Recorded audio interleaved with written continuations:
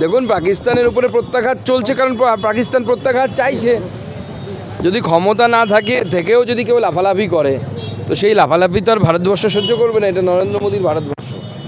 একে তো আমাদের পেহেলগাঁওয়ে যে আক্রমণ হয়েছে, সে আক্রমণ অত্যন্ত বর্বরোচিত আক্রমণ। তার জন্য ভারত উগ্রপন্থীদের উপরে, সন্ত্রাসবাদীদের উপরে হামলা করেছিল।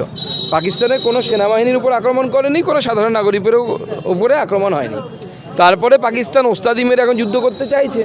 আমরা শখ মিটিয়ে দেবো, চিন্তার কিছু নেই।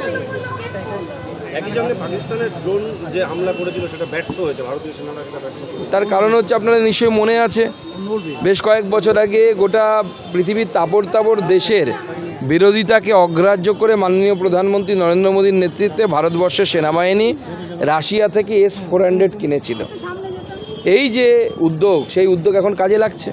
তো মাননীয় প্রধানমন্ত্রী কতটা দূরদৃষ্টি সম্পন্ন, সেইটা এর মাধ্যমে বোঝা যায়।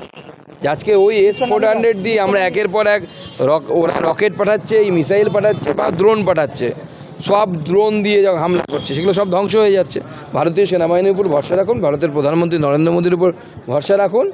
আমরা প্রত্যেকটা প্রশ্ন যা যা পাকিস্তান জিজ্ঞেস করবে তার জোরদার জবাব দেব।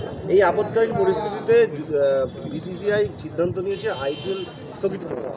এই সিদ্ধান্ত BCCI যদি সিদ্ধান্ত নিয়ে থাকে, সেই সিদ্ধান্ত ঠিকই আছে, কারণ IPL তো দেশের বিভিন্ন জায়গায় ছড়িয়ে ছিটিয়ে হয়।